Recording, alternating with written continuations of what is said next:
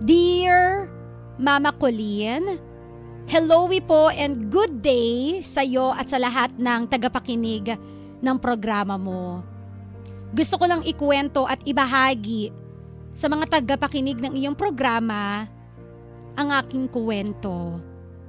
Ang pagkakaroon ng isang special child na may disability ay hindi isang sumpa o parusa ng itaas, kundi isang blessing or regalo.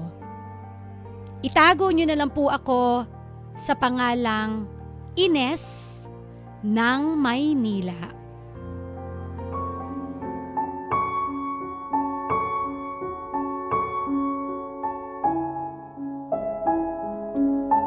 Mama Colleen, ako po si Ines ng Maynila. I am a mother of 7 kids.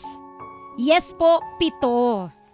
May anak po ako sa pagkadalaga. 2 po sa unang asawa. Sa kasamaang palad po, hindi po ako sinuwerte sa una kong partner. 4 naman po sa present live-in partner ko. At sa 4 na yon, may special child kami na may disability na cerebral palsy. Mama Colleen, pinanganak ko yung aking special child noong May 4, 2016. That time, hindi ko alam na kambal sila. Kaya naman pala kasi kanina ka-winner napapost ako kung 2 sa unang asawa, tapos 4 sa pangalawa, kaya naman pala 7 ang sinabi niya kasi kambal. Okay? So para sa mga napakamot ang ulo kanina ha.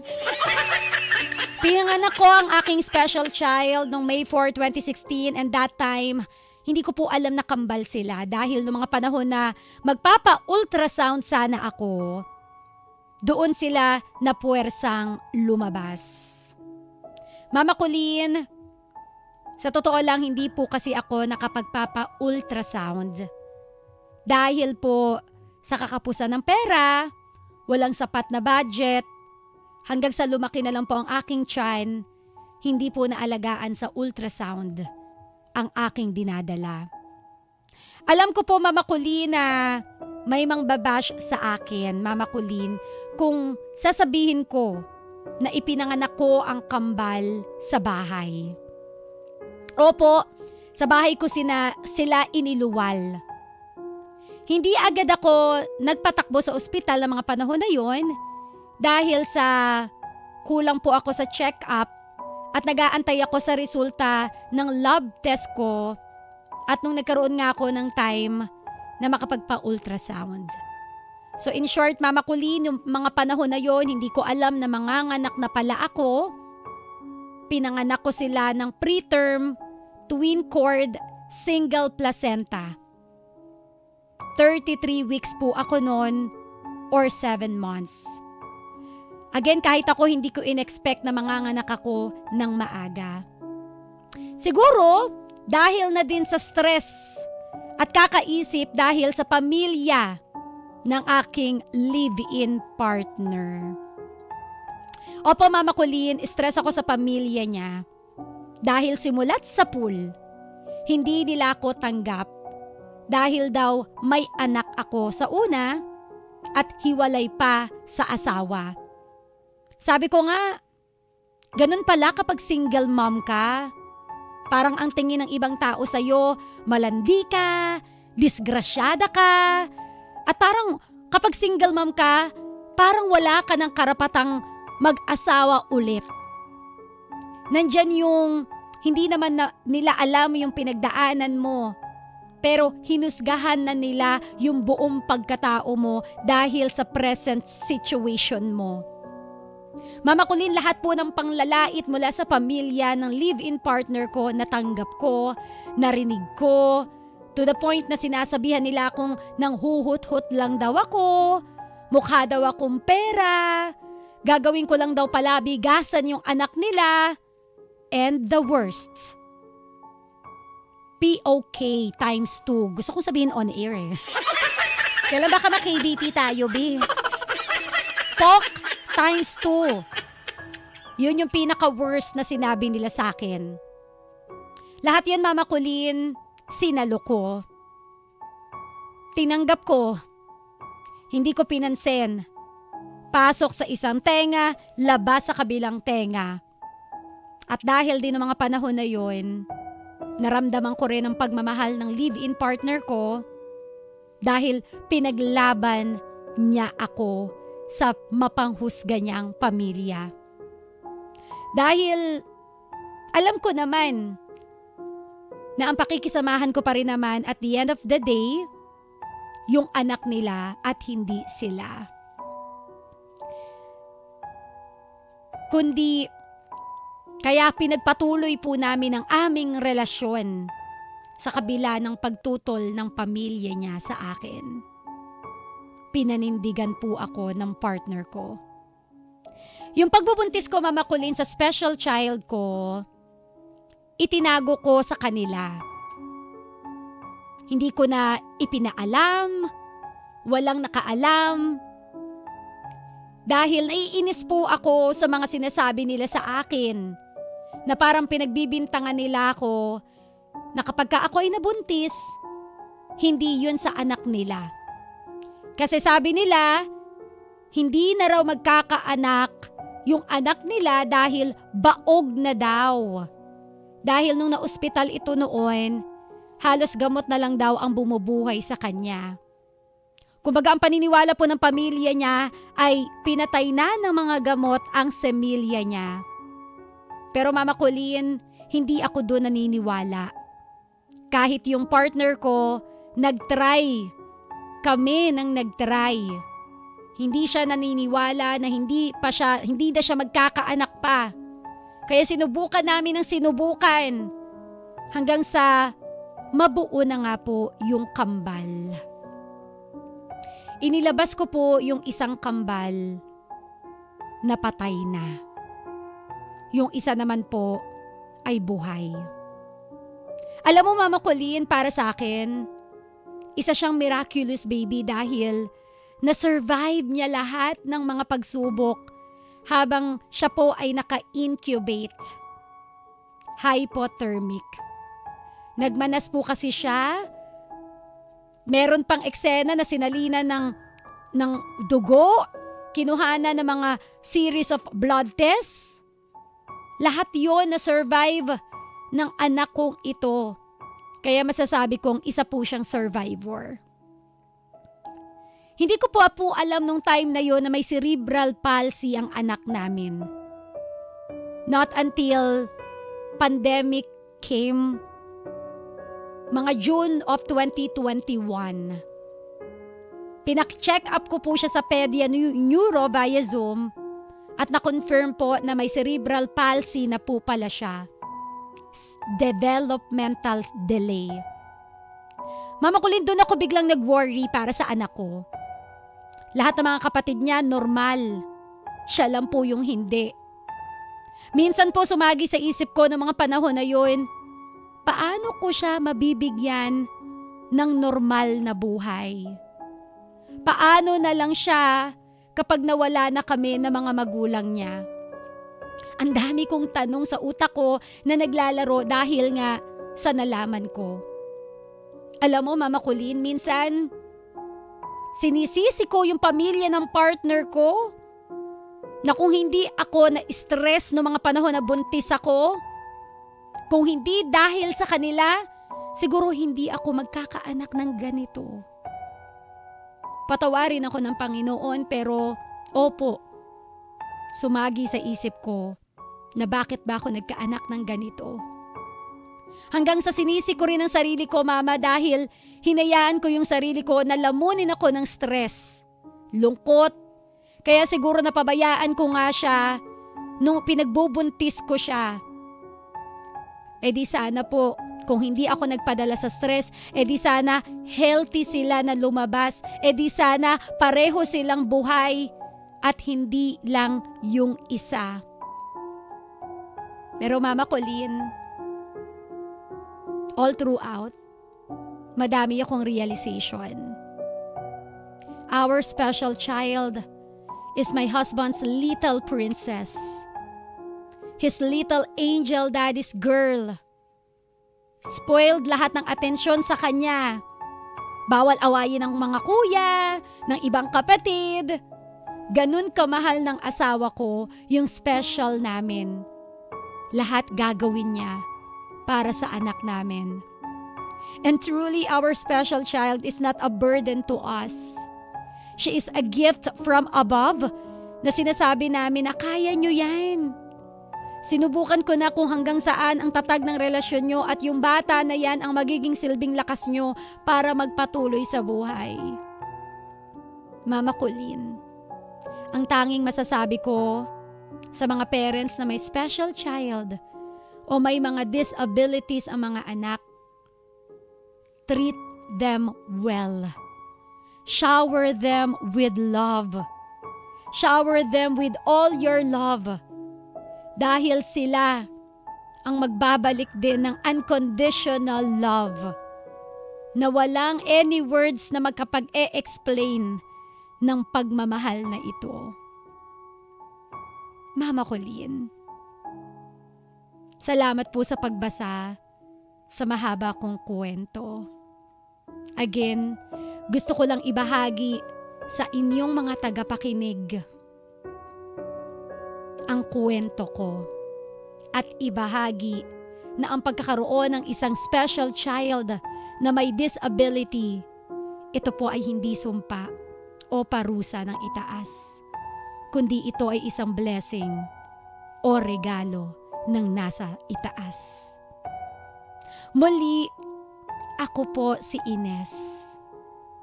At ito po ang aking kwento dito sa Heart to Heart with Mama Colleen. Iingatan ka, aalagaan ka, ikaw ang pag-asa. Aking inay, ikaw ang nagbigay ng buhay ko. Buhay na kay ganda. Bakit ako naiiyak? Hi! Ang ganda ng kwento natin today. Bakit ako nagiging Rufa May pag naiiyak? Todo na to. Kakalagay ko lang ng eyeliner. Walang iiyak for today's video. Walang video. Radyo lang tayo ngayon. Hoy, grabe no. Ramdam ko yung naging pain na pinagdaanan ni Ines. Ramdam ko kasi as a mother, 'di ba? Hangad natin yung magandang buhay para sa ating anak. Bilang ina, kapag ka magulang ka, gusto mo yung best, but nothing but the best for our kids. Gagawin natin lahat para maibigay yung buhay na nararapat para sa kanila. Kaya, nakuha mo ko dun sa linyang dumating ka sa punto na nung nalaman mo na may cerebral palsy yung anak mo, nung nalaman mo na meron siyang developmental delay, sabi mo, ito yung linyang binitawan mo eh. Sumagi sa isip mo ng mga panahon na yon na paano mo siya mabibigyan ng normal na buhay? Paano na lang kapag wala na kayo? Na-imagine ko, 'di ba, yung sitwasyon, 'di ba? Naging Rupa May na naman tayo, go, go, go. Hindi tayo pwedeng umiyak, sayang yung eyeliner. Di ba, na-imagine nyo yung sitwasyon na oo nga no, yun yung laging fear ng mga magulang. Paano pag nauna tayo sa mundo? Paano yung mga anak natin? Yung normal na bata, kakayanin eh. Di ba, yung normal na bata, kaya nilang bumangon. Pero paano yung isang bata na merong special needs? Paano siya? Sino yung mag-iiwan sa kanya? Sino yung tututok sa kanya? Sino yung gagabay sa kanya all throughout kapag wala na tayo? 'Di ba? So ang hirap. I feel the pain. Pero thank you for inspiring us sa kwento mo. Thank you for reminding yung ating mga magulang na merong mga special na anak. For reminding through your story, sabi mo nga, ang pagkakaroon ng special child na may disability, hindi ito sumpa o parusa sa itaas, bagkus sila ay regalo. So I would like to thank you and your partner for loving this special child unconditionally. Thank you kasi sa kabila ng kung ano man yung diferensya niya, ipinaparamdam ninyo na mahal niyo siya. And thank you also for being real. Salamat sa pagiging totoo kasi totoo naman eh. 'Di ba? Darating din tayo sa punto na tinanong ko nga siya, 'di ba? Ikaw ba dumating ka ba sa punto na nagsisi ka bakit nagkaroon ka ng special child? Thank you for being you. Thank you for being honest. Salamat kasi inamin mo na totoo, dumating ka sa punto na tinatanong mo bakit ako nagkaroon ng ganitong anak. Pero thank you also kasi binura mo yung ganong thinking at mas nangibabaw sa'yo yung pagmamahal mo, mas nangibabaw sa'yo yung tatanggapin mo siya ng buo, ano man siya, special man siya o hindi. Salamat. Kasi yan ang kailangan na pagmamahal ng ating mga anak, lalo na kung sila ay may espesyal na pangangailangan. Salamat kasi hindi ka katulad ng ibang ina o ng magulang na aanbadunahin yung kanilang anak kasi hindi nila kaya. Alam mo, totoo lang, bilib na bilib ako sa mga magulang na kinakaya nila lahat. 'Di ba? Bilib na bilib ako sa mga magulang na merong special child kasi the patience, hindi yan matutumbasan. Grabe yung pasensya na kailangan mo pag meron kang ganyang anak. Kaya bilib ako sa'yo. And please continue doing that. Please continue loving your child. And I'm happy na sabi mo, mamahalin mo talaga yung anak mo ng buong buo. Dahil yan ang kailangan niya. Dahil yun ang deserve niya. Siguro no, okay na tayo dun sa move on na tayo dun sa mga rason, kung ano man yung rason, bakit naging ganyan siya. Move on na din tayo doon sa mga kamag-anak na hindi tanggap. Ikaw? Oo, hayaan mo na. Tama yung ginawa mo, pasok sa isang tenga, labas sa isang tenga. Just prove to them that they're wrong. Hindi na kailangan pang sabihin verbally na, mali kayo! Hadukin! Hindi na kailangan gano'n. Hindi mo na kailangan makipag-away sa Facebook. Hindi mo na kailangan mag-post na, yung mga kamag-anak pala ng partner ko, yung mga bibig, masyadong sarap silihan. Wala nang gano'n. Just kill them with kindness. Hindi mo kailangan magkwento. Hindi mo na kailangan i-defend ang sarili mo. Just prove them wrong. Paano?